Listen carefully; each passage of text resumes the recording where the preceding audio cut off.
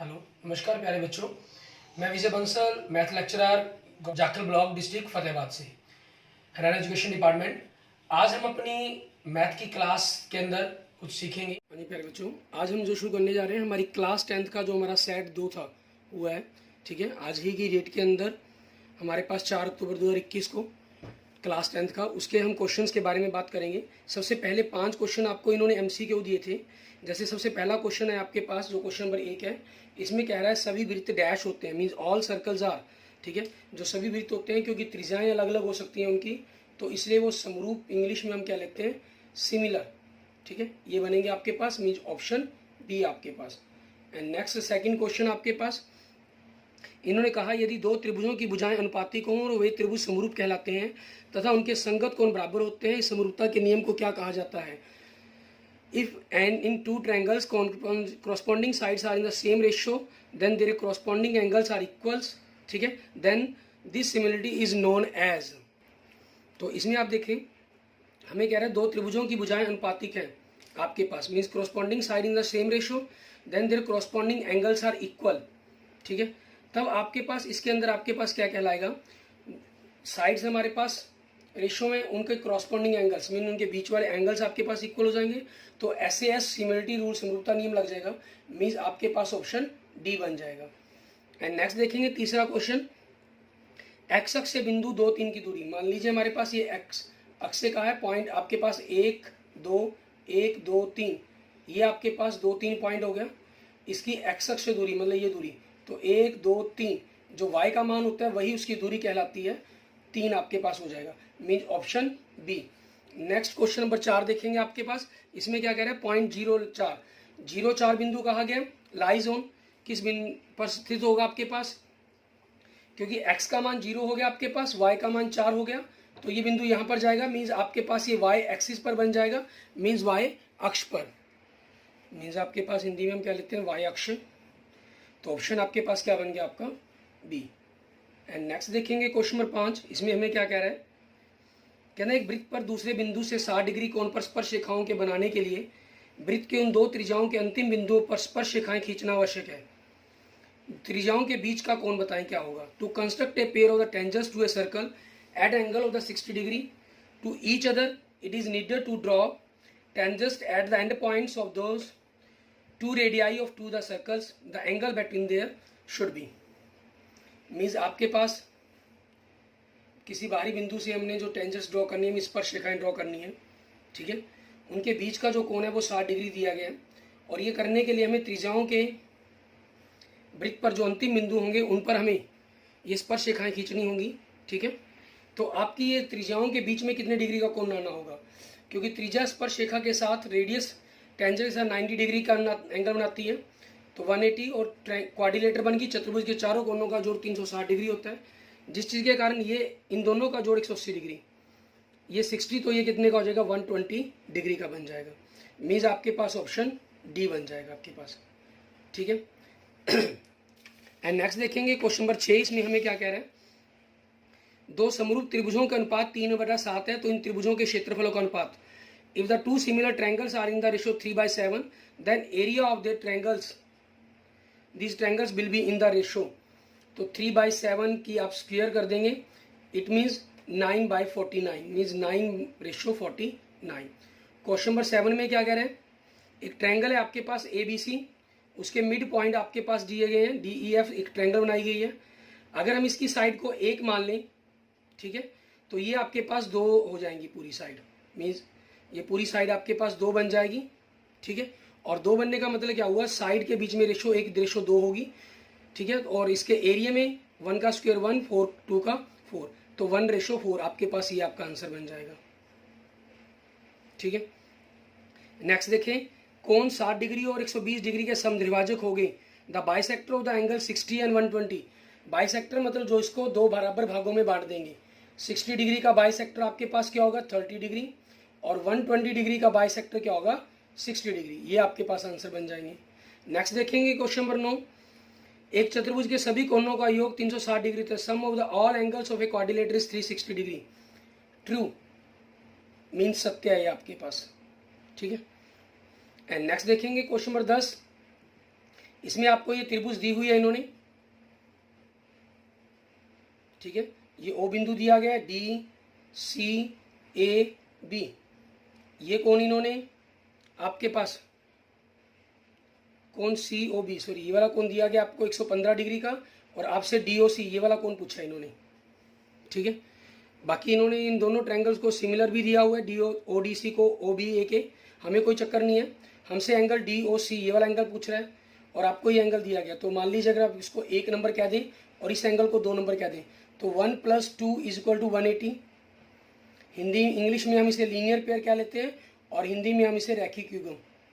कोई भी नियम यहाँ पर और लगाने की जरूरत ही नहीं है आपको, क्योंकि 1 नंबर कोण 115 डिग्री का, तो 2 कितना हो जाएगा 180 में से आप कोण नंबर 1 मतलब 180 में से 115 डिग्री घटाया आपने और 65 डिग्री आपके पास आंसर बन जाएगा, ठीक है। या किसी अन्य भी नियम से निकाल लेते हैं तो वो भी आपके पास ठीक रहेगा, लेकिन आंसर बनेगा आपका 65 डिग्री। क्वेश्चन नंबर 11 में देखें, कहना y का वह मान ज्ञात कीजिए जो इन दोनों बिंदुओं के बीच की दूरी 10 इकाई बताए हमें। दोनों बिंदुओं के बीच की दूरी तो 10 - 2 का वर्ग प्लस y - 3 का वर्ग, ये आपके पास इसका वर्गमूल करना होगा, उस वर्गमूल को हमने दूसरी तरफ हटा देंगे, 10 का वर्ग हो जाएगा आपके पास, ठीक है, ये हो जाएगा। अब आपके पास 10 - 2 8, 8 का वर्ग कितना होता है 64, और y - 3 ये आपस में घट नहीं सकते, तो उसके वर्ग a - b की घात 2 का फार्मूला खोल देंगे, a की घात 2 - 2ab प्लस b की घात 2, और 100 का वर्ग 10 का वर्ग 100 हो जाएगा, इस तरफ आके माइनस का, y की घात 2 - 6y 64 9 73, 100 घटाए तो -27 बराबर में 0। आपने इसके गुणनखंड बनाए, गुना करके 27 आए, घटाकर 6 आए तो 9 और 3 y - 9 y + 3 बराबर में 0। तो यहाँ से आपके पास y के आंसर क्या आ जाएंगे 9 और -3, ये आपके पास आपके क्वेश्चंस के आंसर बन जाएंगे। क्लियर है हमारे पास। नेक्स्ट देखेंगे हम क्वेश्चन नंबर 12 के अंदर, इसमें हमें इन्होंने सिंपल रचना करने के लिए कहा हुआ है, ठीक है। हमें कह रहा है 6 सेंटीमीटर त्रिज्या का एक वृत्त खींचिए, इसके केंद्र से 10 सेंटीमीटर की दूरी पर एक बिंदु से वृत्त की स्पर्श रेखाओं का युग्म बनाइए। मीन्स आपको इसके अंदर रचना लिखनी कोई जरूरी नहीं है, क्योंकि इन्होंने आपको बनाने के लिए कहा है, ठीक है। आप नहीं भी रचना लिखेंगे तब भी काम चल जाएगा, लेकिन अगर आपके टीचर्स कहते हैं तो आपको लिखनी जरूरी होगी। आपके पास 6 सेंटीमीटर त्रिज्या का, मैं आपको सिर्फ प्रकार पेंसिल से न बनाकर मार्कर से ही बता रहा हूँ कि कैसे करेंगे। 6 सेंटीमीटर प्रकार खोलकर आपने वृत्त लगा देना है, ये वृत्त का केंद्र है जहाँ आपने प्रकार की चुंज रखी थी, और इसके 10 सेंटीमीटर की दूरी पर डिस्टेंस पर आपके पास एक पॉइंट आपने लिया P और OP को मिला दिया, ठीक है। अब इस OP का लंबसम द्विभाजक मतलब परपेंडिकुलर बाइसेक्टर खींचना है। मीन्स आधे से ज़्यादा प्रकार खोल के O पर रखकर ऊपर की तरफ चाप, नीचे की तरफ चाप, फिर P पर रखेंगे, ऊपर की तरफ चाप आपके पास और नीचे की तरफ चाप, इन चापों को मिलाते हुए आपने मिला देना। जो OP को मान लीजिए M पॉइंट पर काटते हैं, M पॉइंट को सेंटर मीन्स केंद्र लेते हुए, OM को रेडियस मतलब त्रिज्या लेते हुए आप एक सर्कल ड्रॉ कर देंगे, ठीक है। OM बिंदु पर प्रकार की चुंज रखेंगे और पेंसिल O बिंदु पर रखेंगे। ये जहां आपस में वृत्त काट रहे हैं वो आपके लिए A और B बिंदु बन जाएंगे। इन PA और PB को मिलाते हुए आप रेखाएं खींच देंगे, ये आपके पास आपकी टेंजेंट लाइन मीन्स स्पर्श रेखाएं हो जाएंगी, ठीक है। क्वेश्चन नंबर 13 देखें, इसमें मैं आपको पहले नीचे वाला पोर्शन करवा रहा हूं अथवा के अंदर। ये कह रहा है यदि D त्रिभुज ABC की भुजा BC पर, त्रिभुज ABC है, इसकी भुजा BC पर बिंदु D है, इस प्रकार से हमने AD को मिला दिया, ठीक है, कि एक कोण ADC बराबर में कोण BAC, ये आपका दिया है आ जाएगा। यहाँ तक सिद्ध करना में CA² × CB × CD आ जाएगा, ठीक है। CA² = CB × CD आपके पास ये सिद्ध करना। If A D is a point on the side BC of triangle ABC such that angle ADC means ये वाला एंगल इक्वल एंगल BAC ये वाला एंगल, तो आपने इन दोनों ट्रायंगल्स को ही ले लेना है। यहाँ पर triangle ADC and triangle BAC, सबसे पहले तो यही एंगल आपके पास ADC एंगल BAC इक्वल, ये आपको गिवन है, दिया है, क्या लेते हो, और ADC इसके तीसरे पॉइंट पर एंगल C, BAC इसके तीसरे पॉइंट पर angle C, angle C = angle C, ये दोनों में कॉमन हो गया आपके पास, तो दोनों ट्रायंगल क्या होगी आपकी सिमिलर, ठीक है। हमें क्या चाहिए CA² सिद्ध करना में, तो आपके पास CA यहाँ ऊपर आना चाहिए, दूसरी तरफ नीचे आना चाहिए। पहला तीसरा बिंदु, तो पहला तीसरा बिंदु बी सी है, मतलब सी बी लिख लेंगे।